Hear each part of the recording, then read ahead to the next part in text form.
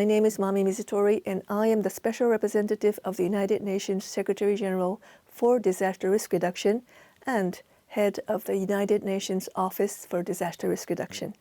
Today, I want to answer 3 key questions on the role nature plays in disaster risk reduction.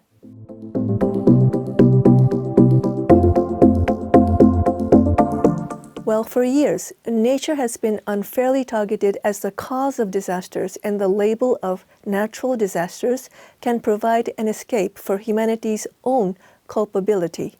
While many hazards are indeed natural, it depends to a large extent on our actions as humans if they will become disasters, impacting people's lives and livelihoods.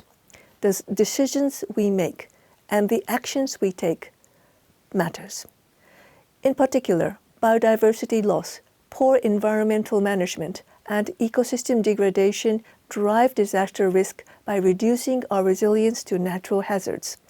This is exacerbated by climate change, but we still see a world that prefers to sacrifice nature for short-term gains over long-term sustainability and resilience. Human activities have contributed to the alteration of 75% of land surface and the loss of 85% of wetlands area. Moreover, 30% of the world's mangrove forests have been destroyed. We see biodiversity and ecosystems declining at an unprecedented rate, which puts human existence in danger. At the same time, if we take care of nature and keep ecosystems healthy, they can contribute to mitigating hazards and to buffering disaster impacts.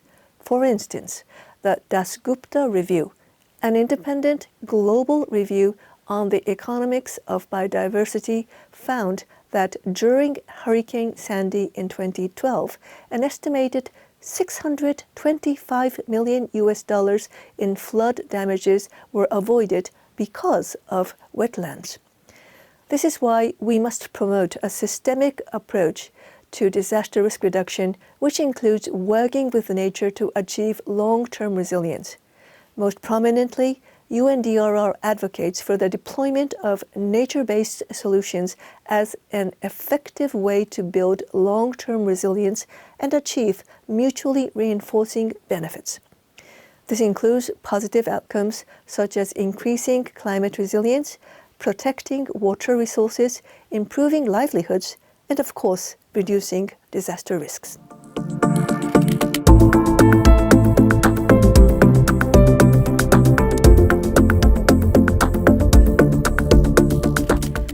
We know that integrating nature into risk management works. Indeed, mangroves are an often cited example of a nature-based solution that protects coastal regions from erosion and storms. There are many other examples as well, such as wetlands for flood protection and water purification, forest covers to reduce the incidence and impact of landslides, or green and hybrid green-gray infrastructure solutions for climate adaptation and increased urban resilience. It's critical to think of nature-based solutions as a host of measures that can be taken, often in combination with each other. A good example in the realm of resilient infrastructure is that of Canada's Natural Infrastructure Fund, which is investing 200 million Canadian dollars in nature-based solutions. Projects include wetland creation, restoration and conservation, sustainable urban drainage systems, beach and dune nourishment, as well as hybrid approaches that can reduce stress on gray infrastructure. I also want to emphasize that an all-of-government and whole-of-society approach are key to the success.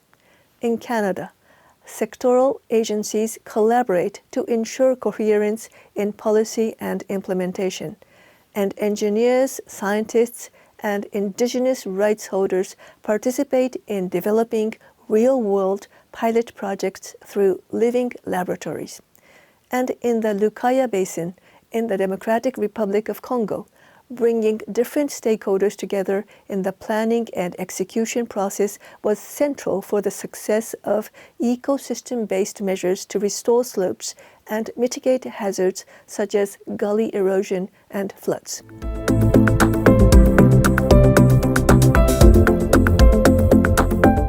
One of the areas we urgently need to address is how to translate the ambition agreed at the global level through the Sustainable Development Goals, the Sendai Framework, the Paris Agreement, the Kunming-Montreal Global Biodiversity Framework, and other agreements into scalable solutions that have the positive impact we would like to see for people and planet. The UN Office for Disaster Risk Reduction advocates that countries embrace a comprehensive approach to addressing, governing, and managing risks. This means breaking down silos between climate, environmental, and disaster domains through integrated policies, budgets, and plans, including at the local level. For example, many national climate and disaster risk reduction plans acknowledge the role of nature, but how often is work on common priorities between sectors synchronized or integrated?